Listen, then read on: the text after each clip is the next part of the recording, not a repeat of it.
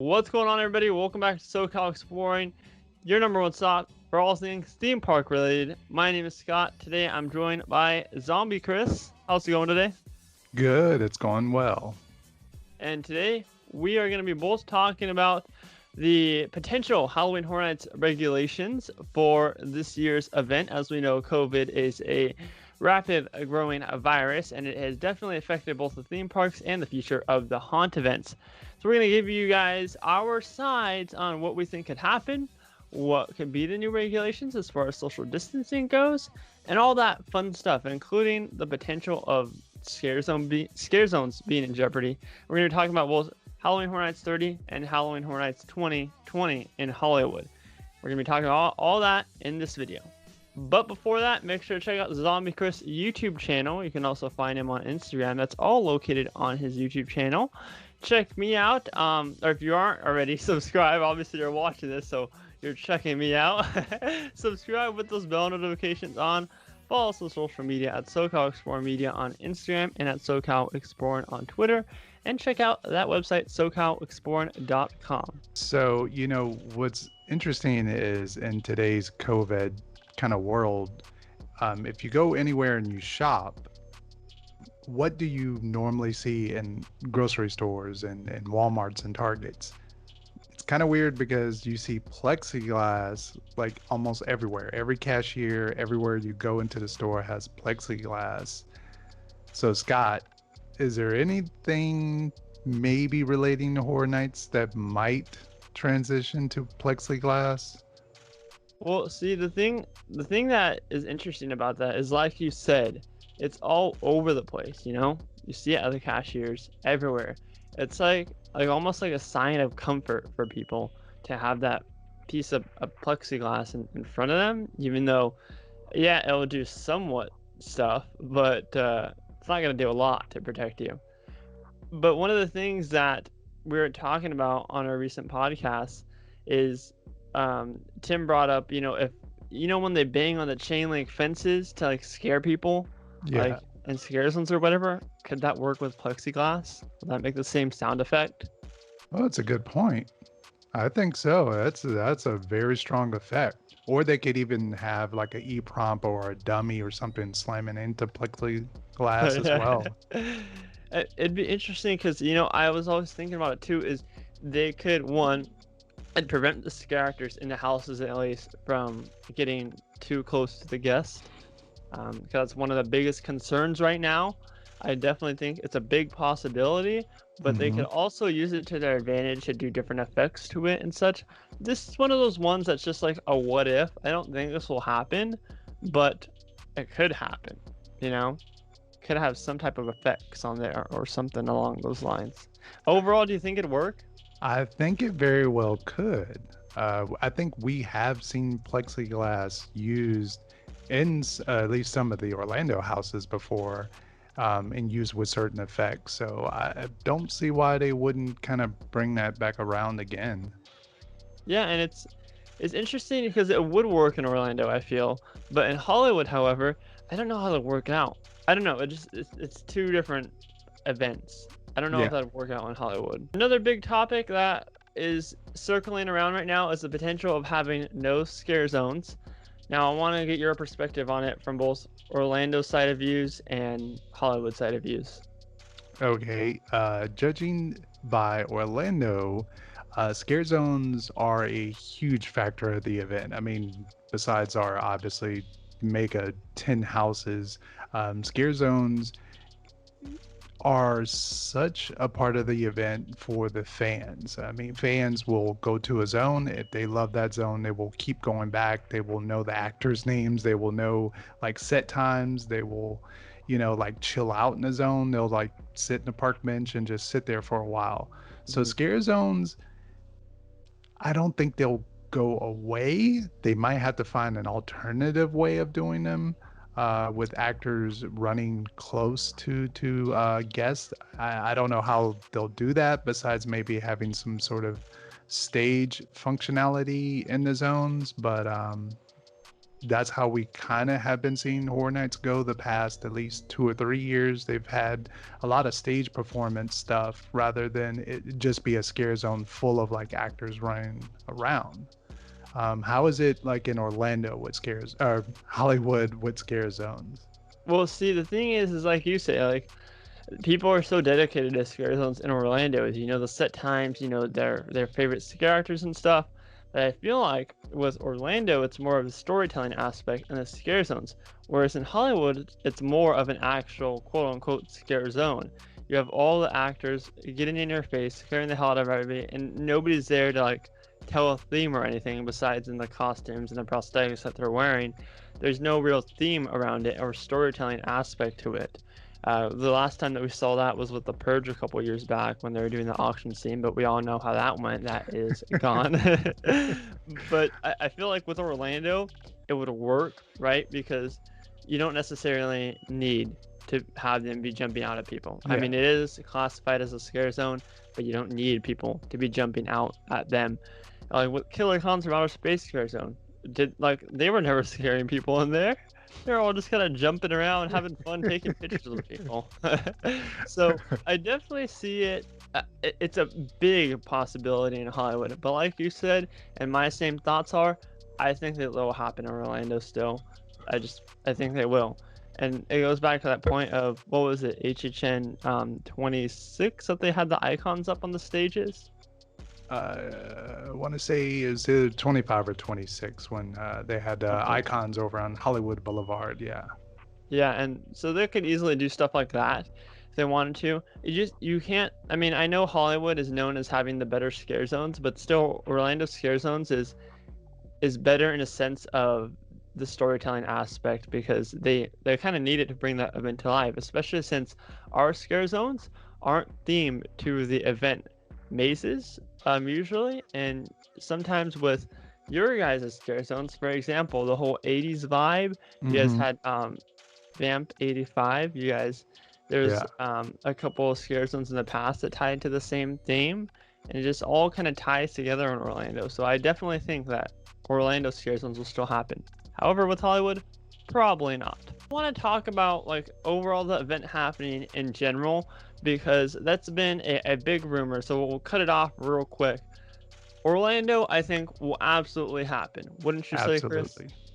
And Yes, absolutely. There's no way this event does not go on. mhm. Um, I I would just be stunned otherwise because there's so much planning. They're still doing construction as of we speak on some of the houses. Um, Even people that I know who work in other departments in Universal have stated nothing otherwise that this event is not happening. It's 100%, well, I'm gonna say 99% going to happen. They've already sold tickets, so that would be just a headache in itself. I mean, although they can, I guess, transfer the tickets to the next year, but yeah, there's no way I don't see this not going on. Yeah, for sure. Like stuff can always change, and that's a big thing with this whole COVID situation going on. Stuff could always change, but I think that now I'm gonna say 90% that Orlando's gonna happen. Now with Hollywood, here's the sad thing, right? And I've always said stay optimistic during this whole thing, and I don't want to bring you guys down or anything. It just looks like Hollywood's event is in more jeopardy than Orlando's event. Orlando, you have the construction crews still working. You still have them putting up these houses already. And there's everything to believe between permits and everything that the Orlando event's still happening. Just have to wait and see. I just think Hollywood's event is 50-50 at this current state. Ouch. It'd be sad. And that brings us back to the regulations. Now, obviously, most likely for Horror Nights, they're going to have a little bit less capacity. I'm saying probably at 75% capacity, which for Horror Nights crowds is still a lot of people, as we've seen at both events. Tons of people. Do you think that they will change the capacity level on weekdays and weekends? That's a good point. I didn't even think about that. Um, I'm not quite sure how like Hollywood, like how you guys get crowds. Like in Orlando, we're so kind of used to the schedule of how things go. Like opening weekend is typically kind of just the locals, it's slower. Weekdays, like Wednesday, Thursdays, and Sundays tend to be a little less crowded. And then Mhm. you have the super crowds on Friday, Saturday. But then also in Orlando, there's also times when they enter quote unquote called Hell Week, which is the weeks where the event just practically almost goes on for a whole week almost. So I think this year there might be 2 or 3 of those weeks. And in those weeks, they used to do like local college nights. So it's even Huh. more packed. Yeah, there's certain nights that they invite a lot of other people. There's also a lot of like celebrities might show up and stuff every now and then. So it's going to be interesting how they kind of judge the overall crowds and how they're going to maybe try to limit that a little bit. How does that work in Hollywood? Like, is it always peak season or? So I feel like with Hollywood, it's always peak season, in my opinion. There are slow nights, which are Thursday nights. Last year, we saw the capacity raised because of the properties that we had. Now, assuming that Hollywood's smart and they don't raise the capacity this year, instead they actually minimize it a little bit, it'll be a good thing in a way. But the real question is how are they going to social distance? Because let's say realistically, if they did 75% capacity, even 50% capacity, that's still quite a lot of people. We don't know the exact capacity number yet, them to base off that 50%, but it's still quite a lot of people, I'm assuming, to get into Horror Nights. Social distancing is a big thing. That is the biggest thing right now for the whole talk of theme parks and everything. Social distancing. Will they have scare actors social distancing? Will we see more of the props coming at your face rather than the scare actors in both mazes slash houses and scare zones? I have to say, props wise, I think we'll see way more because Orlando just they do reuse a lot of props. I'm pretty sure Hollywood is known for that as well. Mm. Here they have, I think it's like a gigantic warehouse that they keep a lot of this stuff, and they just kind of, if it's not damaged, they will reuse it. We've seen the school bus here multiple years, like back to back years. You can always spot it. Um, and as far as the like social distancing with like monsters and characters in the house, there's unique ways they can always sort of get around this. Like we said, having an actor be on like a And stage or something to where they're not allowed to even come close to a guest. Um, mhm. we've seen them alter certain things like that when maybe some kind of violent action takes place and then they kind of figure out a quicker way of how to distance the actor or the monster from the guest. So I think they will put that into big practices, especially for this year. um, Now, how do you think Hollywood, because from the videos I've always seen, Hollywood is, they're like really in your face, like Mhm. aggressive. Especially since we have the use of black walls a lot in mazes, a lot of the scares in the black wall scenes come from up above or right next to you. They're called boo holes in a way.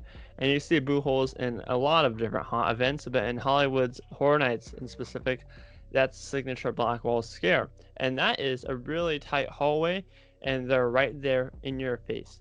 So will we see the elimination of black walls finally? But that's for another topic. You are right about it. The scare actors are a lot more in your face in Hollywood. In scare zones, in mazes, they're in your face. They're right up close to you, and I guess it's just it's a thing. It's a thing for Hollywood.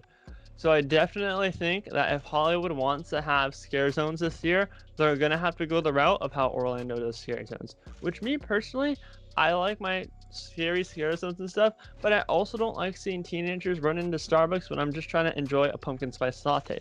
So in a way, it will be a good thing. Yeah. Another big question is virtual queues. Now we know that there's going to be virtual queues for most of the rides and attractions and all the different theme parks opening up, as well as Universal, Disney World, Disneyland, etc. Will Horror Nights implement the virtual queue system? it's because they do it now, like you said, on certain rides they do have it. Now they haven't done it, you know, a park wide for every single ride. Only certain rides, they implemented into the design of the ride. And how will that work with Horror Nights, with the crowds that Horror Nights has, and the functionality of Express as well? Because then are you going to have multiple queues? One for the virtual queue, one for a standard like standby, and Hmm. then one for Express, and then like that kind of becomes a headache because the way they design, or at least in Orlando, how they design the queue lines, they're very simple. It's like you walk in, you're either going to go left for standby or standard or what regular, or right is for express. And if you're RIP and stuff, you just get escorted straight to the house. Yeah. So now they're going to have to maybe come up with the idea of three lines. And then, I don't know if Hollywood already does it on the app. So that's something if they want to do, they're going to have to maybe borrow the design from Orlando. It's weird because with Hollywood, if we have less capacity, then for sure we can do it. For sure, because the way our lines are set up are kind of weird. They're kind of all jammed together, but they can definitely have three different lines if they were to implement virtual queue. Like you said, a normal standby, virtual queue, and then universal express. Standby, you can make it a little bit longer, actually a lot longer, but still spread it out to where they have the social distancing markers. And then you can also have the virtual queue system, which will ease up that crowd in the standby queue to where everybody's not crowded and everybody can still follow the standby queue or the social distancing process.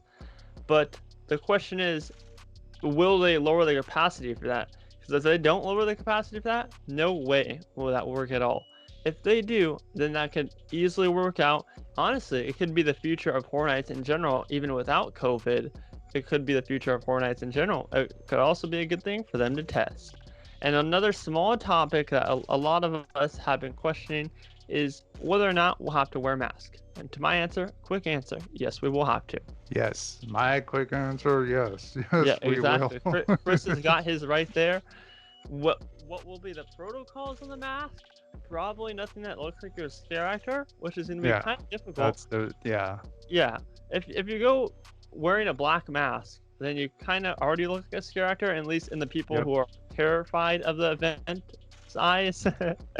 So it's going to be interesting. Especially not to chime in, but and you can tell me if Hollywood does this, but in Orlando they do have the actual face like painting that you can get done while you're at the event. You can just walk up there and say like, "Oh, I want this skull design." Yeah, So it's like between someone having a skull design and wearing one of these masks or even a black mask yeah, cause for trouble, especially yeah. in Orlando, because people will run up to the actors or their friends and they're like, "Ooh, boo," like acting like a Especially the monster, a ones who are scare act. drunk. Yeah. So that's, does Hollywood usually have like a face painting type of thing that you can pay for? So we don't have face painting, but they do allow people to come in with face paints on. It's What? going to be interesting to see that. It's going to be really interesting to see how that pans out. These are all just minor things that Universal's really going to have to consider and think about the pros and the cons to them. The final topic in today's video is obviously the elephant in the room, which are tickets. A lot of diehard fans like myself and Chris are concerned that we won't get our frequent fear passes this year. And honestly, I am extremely terrified that I think that's going to be a big possibility that we won't get frequent fear pass, at least in Hollywood. But for Orlando, Orlando, I'm leaning like an 89% that we will get it, just because I don't see them wanting to hurt the locals, the mhm, pass holders, because generally the people that get the frequent fear for Orlando are the pass holders. It's rare that it would be just someone who's just a regular person that's just coming for one night. Um, so I don't think they would want to hurt the pass holders, and also we're the ones that usually come on the slow nights. We're the ones that always Yeah. show up on Wednesdays, Thursdays, and Sundays, because most people buy the standard frequent fare, which doesn't give you Friday, it doesn't give you Saturday, although they do have one tier that you can buy and it adds a Friday. Most folks just go with the basic one. So I think they would want us to keep coming back. It's just a measure of how do they do, frequent fear plus the crowds, like how are they going to balance that all out? Especially with, like you said, if they were to take away frequent fair passes from Orlando, that's going to really hurt the locals. It fills up the majority of the slow days. And with the slow days, then that could be good for COVID because then that means that you only have, or you don't, here, I propose this. Even same with Hollywood, same goes for Hollywood. We allow frequent fair passes to still be bought, but we have certain days where only frequent fair pass members can go to the event. It lowers the chances of the virus spreading. It lowers the chances of stuff happening. And honestly, if they really were concerned about capacity and still making their money, then they can put more frequent fair passes out for sale or maybe even lower the price. Because I think having an exclusive night for the frequent fair pass holders will not only one, encourage them to go, but two, will encourage them to spend more money to the event that's treating them good, wouldn't you say? Yes, more. More money, more alcohol, more merch, all that you can imagine. I can definitely see that working out. But that's one of those things that's like, I don't think Universal will consider that. No, not probably.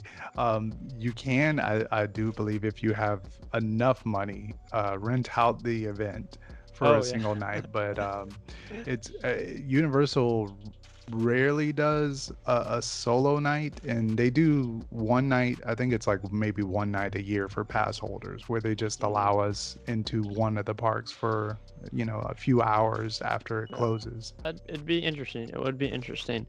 It's going to be interesting to see the future of this event nonetheless.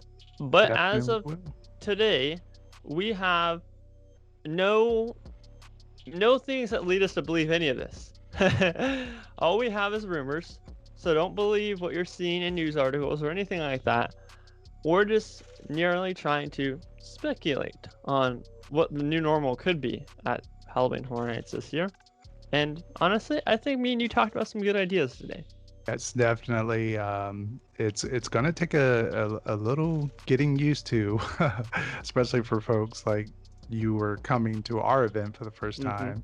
So just you know, just kind of taking in our event and this on top of it, it's gonna be interesting how this all plays out. But if you're new here, subscribe with those bell notifications on. You can find all of Chris's information down in the description. Check him out, youtube.com/zombiechris, because you're not going to want to miss all of his Halloween Hornets coverage. Follow our social media at SoCal Explorer Media on Instagram and at SoCal Explorer on Twitter. Chris, thanks for coming on today to make this video with me. It was a pleasure. You're welcome. And that has been Chris and Scott. I just said my name is Scott. My name is Scott. Welcome. Sorry about that, guys. My name is Scott. You're watching SoCal Exploring. Positivity is key. And most importantly, remember to keep exploring. Peace out, everybody. Peace out.